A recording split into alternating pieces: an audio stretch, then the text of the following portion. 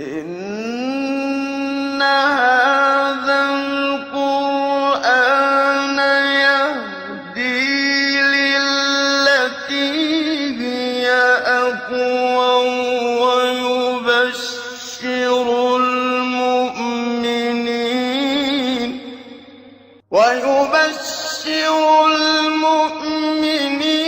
الذين يعملون الصالحات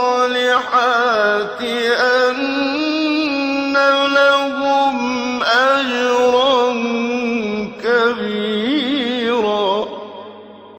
بسم اللہ الرحمن الرحیم، الحمدللہ رب العالمین وبہ نستعین وصلی اللہ وسلم علی سید الانبیاء والمرسلین وعلی آلہ واصحابہ اجمعین ومن تبعہم بإحسان الی یوم الدین، اما بعد۔ سلسلہ تفسیر کی یہ 40ویں نشست ہے اور انشاءاللہ اس نشست میں سورۃ الواقعہ کی آیت نمبر 63 اور 64 ان دو آیتوں کی تفسیر ہوگی۔ اللہ رب العالمین نے ارشاد فرمایا: افرأیتم ما تحرثون اانتم تزرعونہ ام نحن الزارعون۔ اللہ سبحانہ وتعالیٰ نے پچھلی آیاتوں میں سورۃ الواقعہ میں جب کفار کو جہنم میں ڈالنے کی بات اللہ نے کی، اس کا ذکر فرمایا، ان کی سزاؤں کا ذکر فرمایا، تو اللہ رب العالمین نے ان کا جہنم میں جانا اور ان کو جو سزائیں دی جاتی ہے ان سزاؤں کی علت کیا ہے، وجہ کیا ہے، اس کی ایک وجہ اللہ نے یہ بتائی کہ وَكَانُوا يَقُولُونَ أَإِذَا مِتْنَا وَكُنَّا تُرَابًا وَعِظَامًا أَإِنَّا لَمَبْعُوثُونَ، کہ ان کو جو یہ چیز اچنبے میں ڈالتی تھی کہ کیا ہم دوبارہ پیدا کیے جائیں گے جبکہ ہماری یہ چیز حالت ہو جائے گی۔ تو اللہ سبحانہ وتعالیٰ نے جو کہ ہمارا خالق ہے، مدبر کائنات ہے، جو کہ ہمارا سچا معبود ہے، اللہ سبحانہ وتعالیٰ نے ہم کو عقل دی ہے سمجھنے کے لیے، تو اس کے لیے اللہ نے ٹھوس دلائل دیے تاکہ اس دنیا میں اس بات کو سمجھ سکیں اور توبہ کر سکیں اور اللہ سبحانہ وتعالیٰ کی عابد بن سکیں۔ ایک دلیل اللہ نے یہ دی کہ اَأَنْتُمْ تَخْلُقُونَهُ أَمْ نَحْنُ الْخَالِقُونَ نَحْنُ قَدَّرْنَا بَيْنَكُمُ الْمَوْتَ وَمَا نَحْنُ بِمَسْبُوقِينَ، اور اس سے پہلے أَفَرَأَيْتُمْ مَا تُمْنُونَ أَأَنْتُمْ تَخْلُقُونَهُ أَمْ نَحْنُ الْخَالِقُونَ۔ ایک تو یہ اللہ نے دلیل دی، انسان کی تخلیق، انسان کی خلقت، انسان کو سامنے رکھ کے دلیل دی گئی کہ اپنے آپ میں غور کریں، وَفِي أَنفُسِكُمْ أَفَلَا تُبْصِرُونَ، جسے سورۃ ذاریات میں کہا گیا۔ اس بارے میں ہم نے تفصیل سے کہہ دیا ہے آپ سے۔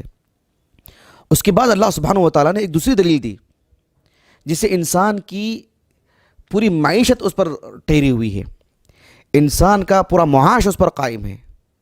پوری دنیا جانتی ہے کھیتی کی اہمیت کیا ہے، کسان کی اہمیت کیا ہے، بلکہ ہندوستان کا جو ایک بڑا جو نعرہ ہے وہ جے کسان والا ہے کہ ہندوستان کی معیشت اس پر قائم ہے، ہماری روزی روٹی اس پر قائم ہے۔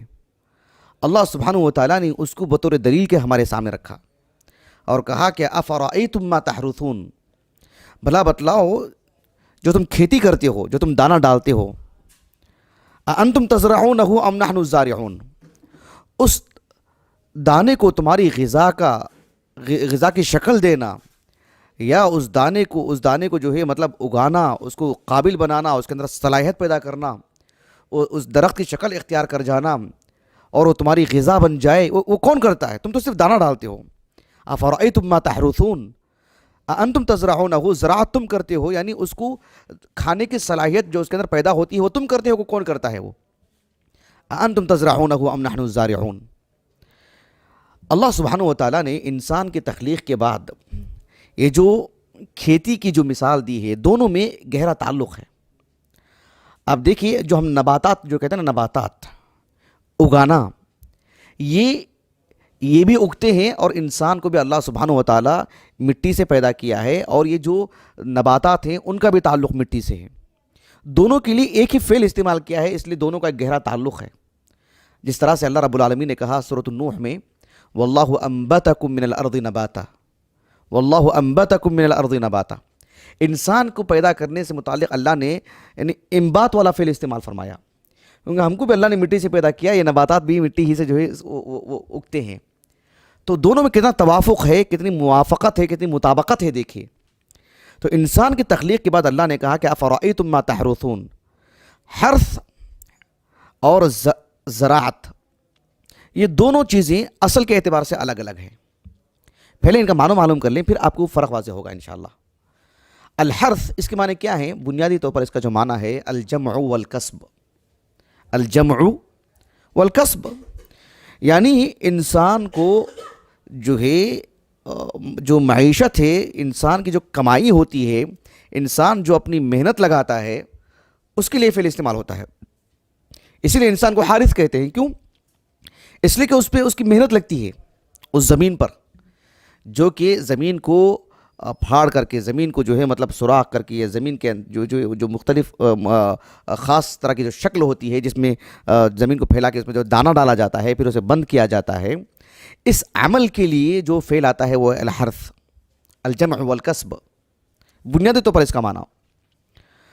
اللہ رب العالمین نے قرآن مجید میں فرمایا سورۃ الشورى میں، من کان یرید حرث الآخرۃ نزد له فی حرثہ ومن کان یرید حرث الدنیا نؤتہ منہا وما لہ فی الآخرۃ من نصیب۔ ایک انسان جو عمل کرتا ہے نا نیکی کا، برائی کا، اس عمل کو اللہ رب العالمین نے حرث کہا، کیونکہ الجمع والکسب، بنیادی طور پر انسان محنت کرتا ہے، بھاگ دوڑ کرتا ہے، یہ اس کی معیشت ہے۔ تو جو دنیا ہی کے لیے کرتا ہے اس کے لیے صرف دنیا ہی، جو آخرت کے لیے کرتا ہے تو صرف دنیا، تو آخرت تو ملے گی ہی، دنیا بھی دے دیں گے رب العالمین اس کو۔ حرث سے تعبیر کیا اللہ رب العالمین نے۔ تو انسان جو دانہ ڈالتا ہے نا اس عمل کے لیے حرث، اس عمل کے لیے، بعد میں اس کھیتی کو ہی حرث کہا جانے لگا، جیسے اللہ نے کہا نا سورۃ القلم میں، ان اغدوا علی حرثکم ان کنتم صارمین، یعنی اس عمل کو حرث کہا جاتا ہے، کھیتی کو نہیں، زمین کو حرث نہیں کہتے۔ اس زمین میں جو دانہ ڈالتے ہیں نا اس عمل کو حرث کہتے ہیں، لیکن پھر اس زمین ہی کو حرث کہہ دیا جاتا ہے جس زمین کے ساتھ ایسا معاملہ ہے۔ عام جو روڈ ہے ہمارا جہاں لوگ چلتے پھرتے ہیں اس کو حرث کہتے ہیں؟ نہیں کہتے ہیں۔ ہمارا جو میدان ہے جہاں ہم کھیلتے ہیں وہاں اس کو حرث کہتے ہیں؟ نہیں کہتے ہیں۔ لیکن جس زمین کا تعلق حرث سے ہے اس زمین ہی کو حرث کہہ دیا جاتا ہے۔ چونکہ ایک مرد کا تعلق عورت کے ساتھ جو معاملہ ہوتا ہے وہ ویسی ہی ہوتا ہے ہم اس طریقہ جس میں ایک شخص جو ہے کھیت میں دانہ ڈال رہا ہے، ہو بہو وہی شکل، وہی تصویر، وہی عمل کی وجہ سے اللہ تعالیٰ نے کہا کہ نساؤکم حرث لکم فأتوا حرثکم انا شئتم۔ سورۃ البقرہ کی آیت کریمہ ہے۔ تو حرث سے اللہ رب العالمین نے تعبیر کی، تو اس میں صرف میاں بیوی کا جو ہم بستری کا وہ ایک ہی شکل نہیں ہے، وہ حرث کہہ کر کے اس کے اندر کئی باتیں ہیں، اگر آپ تفاصیر میں جائیں گے وہ ہمارا موضوع نہیں ہے۔ اللہ نے اس عمل کو، اس شے کو حرث جو کہا، بڑی گہرائی ہے اس میں، سبحان اللہ العظیم، کیوں نہ ہوگی، یہ اللہ رب العالمین کا کلام ہے۔ مجھے یہاں بتانا یہ ہے کہ حرث کا اتنا ہی معنی ہے کہ جو ہے حرث کا تو ظاہری تعلق زمین میں دانہ ڈالنا، اسی لیے اللہ تعالیٰ نے کہا کہ افرأیتم ما تحرثون، حرث اس کو کہتے ہیں۔ لیکن وہ دانہ اندر جانے کے بعد اس دانے کے اندر اتنی صلاحیت پیدا ہونا کہ اس سے جو ہے مطلب پودا جو ہے نکل آئے، اور اس سے جو ہے مطلب دھیرے دھیرے اس کی وہ تناور درخت بن جائے، اس کی ڈھالیاں ہوں، اس سے پھل نکلے، اور اس سے جو ہے سبحان اللہ یہ جو پوری جو صلاحیت، پوری جو کیفیت ہے، اور پھر انسان کے سامنے کھانے پینے کی اتنی اشیاء جو ہے آ جاتی ہیں، یہ ساری صلاحیت انسان نہیں کرتا ہے، وہ یہ سارے کام انسان انجام نہیں دیتا ہے۔ انسان تو صرف اس میں دانہ ڈالتا ہے، اس کی حفاظت کرتا ہے، اسے پانی ڈالتا ہے، اس کی نگرانی کرتا ہے، لیکن اسے کھانے پینے کی غذائیت کی صلاحیت دینے کا کام کس کا ہے؟ اس کے لیے زراعت کا لفظ افرأیتم ما تحرثون، پھر اس کے بعد کہا کہ انتم تحرثونہ، ایسے نہیں کہا انتم تزرعونہ ام نحن الزارعون۔ تو الحرث ایک الگ چیز ہے، الزرع ایک الگ چیز ہے۔ الزرع عربی زبان میں زارعین، الزرع، اس کے معنی عربی زبان میں آتے ہیں بنیادی طور پر تنمیت الشیء، النمو، تنمیت الشیء، کسی چیز کا پروان چڑھنا، بڑھنا، بڑا ہونا، یعنی جب دانہ اندر ڈالتے ہیں تو اس کے اندر اتنی صلاحیت آنا کہ جو ہے اب وہ جو دھیرے دھیرے چیز اس کو پروان چڑھے، نمو ہو، اس کے اندر وہ غذا آئے، صلاحیت آئے۔ بات واضح ہوگی آپ کو؟ یہ چیز ہے الزرع کے اندر جو معنی آتا ہے۔ تو اسی لیے احادیث مبارکہ میں یعنی منع کیا گیا کہ جو ہے حرث کی نسبت انسان کی طرف کی جاتی ہے، الزرع اس کی نسبت اللہ کی طرف کی جاتی ہے۔ ایک حدیث مبارکہ ہے جسے امام طبری رحمہ اللہ اپنی سند سے اپنی تفسیر میں لائے ہیں، اس آیت کریمہ کی تفسیر میں، اور یہ حدیث مبارکہ کتب ستہ میں نہیں ہے، تفسیر طبری میں ہے، دیگر احادیث کی کتابوں میں ہے، جیسے امام طبرانی رحمہ اللہ کے المعجم الکبیر، المعجم الاوسط میں، اور اسی طرح سے سنن الکبریٰ میں، دیگر احادیث کی کتابوں میں بھی ہے، کتب ستہ میں نہیں ہے۔ یہ حدیث سندن صحیح ہے۔ شیخ احمد شاکر مصری رحمہ اللہ نے جو اس کی تحقیق کیے ہیں، اس کے جو تخریج کیے ہیں تفسیر طبری کی، آپ نے اس کی صرف احالہ کیا ہے کہاں کہاں کن کن کتابوں میں ہے، اس پر حکم نہیں لگایا ہے، آپ نے سکوت اختیار کیا ہے. لیکن شیخ محمد ناصر الدین البانی رحمہ اللہ نے اس حدیث کو السلسلہ الصحیحہ میں داخل کیا اور اس حدیث کو صحیح کہا ہے. اسی طرح سے جو تفسیر ابن کثیر جو قطر سے چھپی ہے نا، جو تقریباً آج سے 20 سال پہلے دنیا بھر میں جو ہے علماء میں تقسیم کی گئی، وہ 8 جلدوں والی جو قطر سے جو چھپی ہے، اس میں ایک لجنہ نے کام کیا ہے اور بہت ہی پختہ کام کیا تفسیر ابن کثیر پر، ماشاءاللہ بہت علمی کام کیا ان لوگوں نے، آپ پڑھ کر کے دیکھیے. انہوں نے بھی اس سند پر حکم لگایا ہے، یعنی اسنادہ جید، یہ ان کے الفاظ ہیں، صحیح کہا ہے سند کو انہوں نے. بہرحال یہ حدیث مبارکہ صحیح ہے. اللہ کے رسول صلی اللہ علیہ وسلم کے ایک صحابی ابو ہریرہ رضی اللہ عنہ وہ کہتے ہیں کہ آپ صلی اللہ علیہ وسلم نے فرمایا کہ لا یقولن احدکم زرعت.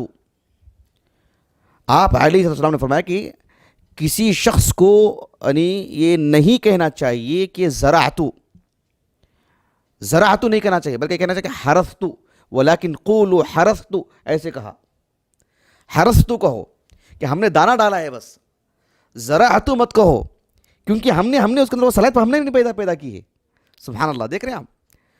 تو یہ باریک سی بات ہے جو اللہ کے رسول نے ہم سے کہی علیہ الصلوۃ والسلام. یہ اور بات ہے کہ انسان دانہ ڈالنے کے ساتھ ساتھ اس دانے کی حفاظت کرتا ہے جانوروں سے، کیڑے مکوڑوں سے، اسے پانی ڈالتا ہے، اس کی نگرانی کرتا ہے، اور جب تک وہ صلاحیت اس کے اندر نہیں آ جاتی ہے اور پھر وہ پودا کی شکل اختیار نہیں کر جاتا، یا اس کے اندر ڈال یا اس کی جو وہ جو بھی اس کی جو شکلیں ہوتی ہیں پیڑ پودے کی شکل میں جو بھی ہو، یا جو سلسلات جو ہوتے ہیں کسی بھی طرح کی شکل ہو، بیل وغیرہ جو بھی ہوتے ہوں، جب تک وہ چیز نمایاں نہیں ہوتی، اس کی جو وہ حفاظت کرتا ہے، وہ اس عمل کی وجہ سے بھی انسان کو زارع کہہ دیا جاتا ہے مجازاً. ورنہ حقیقی کام تو اللہ رب العالمین کا ہے، یہ اللہ کے علاوہ کوئی نہیں کرتا. اللہ سبحانہ و تعالیٰ نے قرآن مجید میں فرمایا سورۃ الانعام میں، ان اللہ فالق الحب والنوا. اللہ اکبر.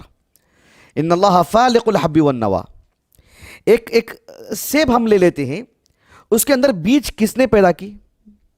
کس نے پیدا کی بیج؟ اس کے اندر کھجور ہے، اس کے اندر جو گٹھلی آتی ہے وہ کون پیدا کیا اس کو؟ پھر اس گٹھلی کو یا اس بیج کو پھر زمین میں ڈالا جاتا ہے، پھر اس کے اندر کون وہ صلاحیت پیدا کرتے ہیں؟ سبحان اللہ العظیم. تو یہ ان اللہ فالق الحب والنوا، النوا وہ گٹھلی کو کہتے ہیں، الحب اس دانے کو کہتے ہیں. کون اس کے اندر وہ صلاحیت پیدا کرتا ہے؟ سبحان اللہ العظیم. یہ صرف رب العالمین، کوئی یہ کام نہیں کرتا ہے. چونکہ انسان ظاہری اعتبار سے حرث بھی کرتا ہے اور اس کی مکمل نگرانی کرتا ہے، بس نگرانی کے حد تک اسے زارع کہا جاتا ہے مجازن. خود اللہ نے کہا قرآن مجید میں، اللہ رب العالمین نے فرمایا سورۃ الفتح کے اواخر میں، بالکل آخری آیت کریمہ، کہ ذالک مثلہم فی التوراۃ ومثلہم فی الانجیل کزرع اخرج شطأہ فآزرہ فاستغلظ فاستوى علی سوقہ. اس کے بعد یعجب الزراع، یعجب الزراع، الزراع زارع کی جمع. تو اللہ سبحانہ و تعالیٰ نے انسان کو زارع کہا ہے مجازاً، کیونکہ وہ اس کی دیکھ بھال کرتا ہے، نگرانی کرتا ہے. ورنہ اس دانے کے اندر، اس گٹھلی کے اندر اتنی صلاحیت پیدا کرنا کہ وہ پھر انسان کی غذا کا کام کرے، وہ ساری چیزیں اس سے رب العالمین کرتے ہیں. اگر اللہ تعالیٰ نہیں کریں تو سبحان اللہ العظیم کیا ہوگا، اندازہ لگائیے.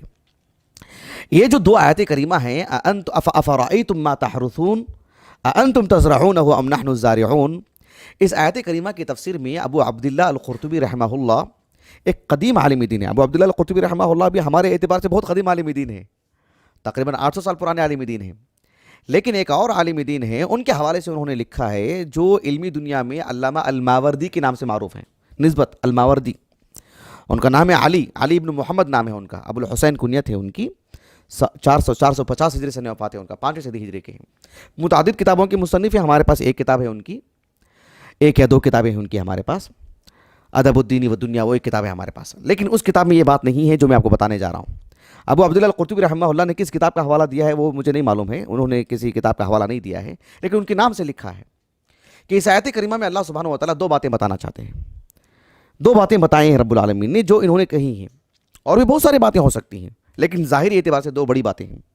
کیا افرأیتم ما تحرثون اانتم تزرعونہ ام نحن الزارعون. کہ جو تم زمین میں جو دانہ ڈالتے ہو تم اس کو اگاتے ہو کہ اللہ تعالیٰ اگانے والا ہے اس کو. دو باتیں کیا ہیں؟ پہلی بات یہ ہے کہ اللہ سبحانہ و تعالیٰ احسان فرما رہے ہیں تاکہ بندہ شکر گزار بن جائے کہ اللہ سبحانہ و تعالیٰ نے تمہیں پیدا کیا تو تمہاری روزی روٹی کا بھی بندوبست کیا, تمہیں بے سہارا نہیں چھوڑا ہے. یہ کس نے کیا؟ یہ رب العالمین کر رہے ہیں. ایک تو یہ بات بتانے کے لیے.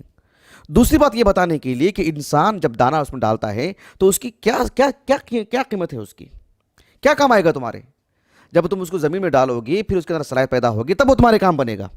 تو جس طرح سے زمین میں جب تم اس کو ڈالتے ہو تو پھر ڈالتے ہیں تو اس کی کیا حیثیت ہوتی ہے. جب دوبارہ اللہ رب العالمین اسے ایک دوسرا وجود دیتے ہیں پھر وہ اپنی ایک اصل شکل میں آتا ہے وہ پودا وغیرہ. تو اللہ رب العالمین اس سے یہ بات بتانا چاہتے ہیں انسان کی موت ہوتی ہے, اسے زمین میں دفن کر دیا جاتا ہے, دوبارہ رب العالمین پیدا کریں گے اس کو. وَكَانُوا يَقُولُونَ أَإِذَا مِتْنَا وَكُنَّا تُرَابًا وَعِظَامًا أَإِنَّا لَمَبْعُوثُونَ. تو اللہ نے اس کے جواب میں کہا أَفَرَأَيْتُم مَّا تَحْرُثُونَ أَأَنتُمْ تَزْرَعُونَهُ أَمْ نَحْنُ الزَّارِعُونَ. یعنی یہ بات صرف ایک کسان کے لیے ہے کیا؟ عام انسان نہیں سمجھ سکتا اس بات کو, دنیا کے سارے انسان ہیں اور اس دور میں سمجھنے کے لیے کوئی مشکل ہی نہیں ہے. تو یہ بات اللہ رب العالمین نے دونوں باتیں عنایتوں میں کہی ہیں, اس لیے کہ اللہ سبحانہ و تعالیٰ کی قدرت دیکھ. اللہ اکبر. انسان صرف زمین میں دانہ ڈالتا ہے, وہ ساری صلاحیت پیدا کرنا, سارے کام اللہ رب العالمین انجام دیتے ہیں. یہ اللہ کی قدرت ہے. اسی لیے اللہ رب العالمین چاہے تو کیا نہیں کر سکتا. اللہ نے کہا لو نشاء لجعلناہ حطاما. اگر ہم چاہے تو اس کو, یہ جو تمہاری ساری فصل ہے جسے تم دانہ ڈالنے کے بعد ایک زمانہ لگا دیتے ہو اس کے انتظار میں کہ آج یہ کھانے کی صلاحیت اس کے اندر پیدا ہو جائے گی, اور جب تم کو اس فصل کو کاٹنے کے لیے جاتے ہیں تو اللہ نے کہا کہ لو نشاء لجعلناہ حطاما. ہم چاہیں تو اس کو پوری طرح کھیت تیار ہو جانے کے بعد, فصل تیار ہو جانے کے بعد, اور بالکل ابھی کاٹنے کا وقت ہے, ہم چاہیں تو اسے ریزہ کر سکتے ہیں. اللہ اکبر. کیا معنی حطمہ کے؟ عربی زبان میں حطمہ کے اصل معنی آتے ہیں حطمت الشیء حتمن. حطمت الشیء حتمن اس کے معنی آتے ہیں کسرتہ, یعنی کسی کو توڑ دینا, ٹکڑے کر دینا. عربی زبان میں کہا جاتا ہے, جیسے کہ الجوہری رحمہ اللہ نے الصحاح میں لکھا کہ المتکسر فی نفسہ. ایک انسان بولتا نا کہ میں اپنے اندر ٹوٹ گیا ہوں. ایک انسان کہتا ہے نا میں تو ٹوٹ گیا ہوں بالکل, یعنی میرے اوپر اتنے حادثات آئے ہیں کہ میں بالکل چور ہو گیا ہوں, ٹوٹ گیا ہوں میں. اس کو کہتے ہیں حاطمون. کیا کہا جاتا ہے اس کو؟ الحاطم کہا جاتا ہے اس کو. ایسا انسان جو بالکل ہی, یعنی وہ کیفیت بتائی جا رہی ہے عربی زبان میں. یہ جو حطمہ کا جو لفظ ہے, جو شدید حادثات جو ہوتے ہیں نا, الحطمۃ کہا جاتا ہے عربی زبان میں, یعنی السنہ شدیدہ, سخت قحط سالی آتی ہے نا, بارشیں رک جاتی ہیں, جانور مرنے لگتے ہیں, یا کبھی کبھار کاروبار ٹھپ پڑ جاتا ہے, تو معیشت انسان کی مستحکم نہیں رہتی ہے, تو اس کو کہا جاتا ہے عربی زبان میں الحطمہ. یہ جو جہنم کی جو آگ ہے نا, جہنم کی جو آگ, اس کی جو متعدد صفات ہیں اس میں سے ایک صفت اللہ نے کہا کہ الحطمۃ کلا لیمبذن فی الحطمہ وما ادراک ما الحطمہ نار اللہ الموقدہ. کیونکہ آگ میں جو بھی چیز ڈالی جائیں گے, یعنی تحتم ما یلقا, کہ وہ جہنم کی آگ جو ہے جو بھی اس میں ڈال دی جائیں گے اسے چور کر کے رکھ دے گی اس کو. نسأل اللہ السلامہ. اس لیے اس کو الحطمہ کہا گیا. اللہ اکبر. تو ابن فارس کہتے رحمہ اللہ, یہ جو کعبۃ اللہ ہے نا, کعبۃ اللہ ایک طرف تو دروازہ ہے اس کی, اور سامنے کا جو حصہ ہے, جو مدینے کا جو رخ ہے سامنے کا حصہ, اس میں جو حتیم ہے نا, حتیم, اسے لوگ حجر بھی کہتے ہیں. حتیم جو ہے نا, حتیم, کہا کہ اس کو حتیم اس لیے کہا جاتا ہے کہ وہاں لوگوں کی بھیڑ اتنی زیادہ ہو جاتی ہے گویا کہ وہ یحتم, وہ لوگوں کو جو ہے مطلب چور کر کے رکھ دیتی. مطلب آپس میں جو ایک دوسرے کو بھیڑ جمع ہو جاتی ہے, ایک دوسرے کو ڈھکیلتے ہیں ادھر سے ادھر, ازدحام جو جمع ہو جاتا ہے نا, جو بھیڑ, اس شکل کے لیے ہی اس کو جو حتیم کہا گیا, کیونکہ وہ کعبۃ اللہ کا حصہ ہے. اندر نماز پڑھتے ہیں تو گویا کہ کعبے کے اندر نماز پڑھتے ہیں, اس وجہ سے اسے حتیم کہا گیا, اس شکل کو سامنے رکھتے ہوئے. بہرحال تو یہ اس کا معنی ہے. اللہ نے کہا کہ لو نشاء لجعلناہ حطاما. یہ جو فصل ہے تیار ہو جائے تو اللہ تعالیٰ چاہیں تو اسے حطام کر کے رکھ دیں گے, اس کو چور کر کے رکھ دیں گے, کسی کے کام نہیں آئے گا وہ. تو پھر کیا ہوگا انسان کی حالت, پھر کیا ہوگی انسان کی حالت, پھر کیا ہوگا اس کے بعد کا معاملہ. اللہ نے کہا کہ فضل تم تفقہون. فضلتم تفقہون کا کیا معنی انشاءاللہ ہم آنے والی تفسیر میں آپ کے سامنے رکھیں گے۔ اللہ سبحانہ و تعالیٰ سے دعا ہے کہ اللہ رب العالمین ہماری اس نشست کو ہمارے اساتذہ، ہمارے والدین اور ہمارے کل معاونین، مشاہدین اور ہمارے اہل خانہ ہمارے لیے ذخیرہ آخرت بنائیں۔ سبحانک اللہم و بحمدک اشہد ان لا الہ الا انت استغفرک و اتوب الیک۔